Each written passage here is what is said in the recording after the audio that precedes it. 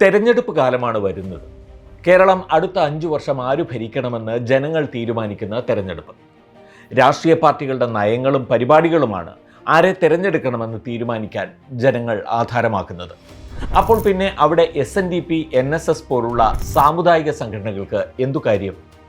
അവരുടെ ഉന്നം ഒന്ന് മാത്രം: രാഷ്ട്രീയ വികസന വിഷയങ്ങളിൽ ഊന്നേണ്ട തിരഞ്ഞെടുപ്പിനെ സാമുദായികമാക്കുക, വർഗീയമാക്കുക. അതിൻ്റെ നേതൃത്വം ഇപ്പോൾ ഏറ്റെടുത്തിരിക്കുന്നത് വെള്ളാപ്പള്ളി നടേശനാണ്. ആ ലക്ഷ്യം കൈവരിക്കാൻ അദ്ദേഹം മുന്നോട്ട് വയ്ക്കുന്ന ഫോർമുലയാണ് നായാടി മുതൽ നസ്രാണി വരെ എന്നത്.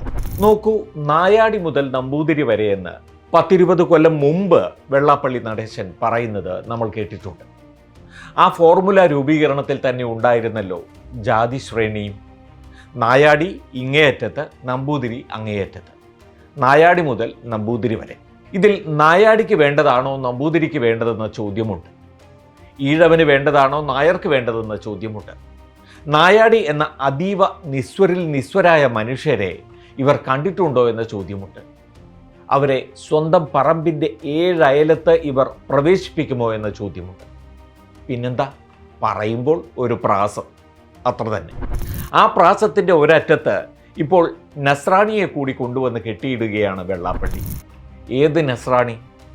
ഇനി ഏതെങ്കിലും നസ്രാണി ആകട്ടെ, നായാടി മുതൽ അങ്ങോട്ടുള്ള ശ്രേണിയിൽ ആ നസ്രാണിയെ വെള്ളാപ്പള്ളി എവിടെ നിർത്തും? നമ്പൂതിരിക്ക് അപ്പുറമോ ഇപ്പുറമോ?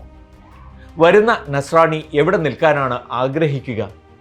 എവിടെ നിർത്തണമെന്നാണ് അവർ ആവശ്യപ്പെടുക? ഈ ചോദ്യം ഉയരുമെന്ന് കണ്ടാണ് NSS ജനറൽ സെക്രട്ടറി ആ ഫോർമുലയെക്കുറിച്ച് ഒന്നും പറയാത്തത്. NSS SNDP ഐക്യമെന്ന ആശയം ഉയർന്നു വന്നതിന് തൊട്ട് പിന്നാലെ അത് സ്വാഗതം ചെയ്ത് മുന്നോട്ട് വന്ന സുകുമാരൻ നായർ നായാടി മുതൽ നസ്രാണി വരെ എന്ന ഫോർമുലയെക്കുറിച്ച് പ്രതികരിച്ചില്ല. അതെല്ലാം പിന്നീട് ചിന്തിക്കേണ്ട കാര്യമാണെന്ന് പറയുകയും ചെയ്തു.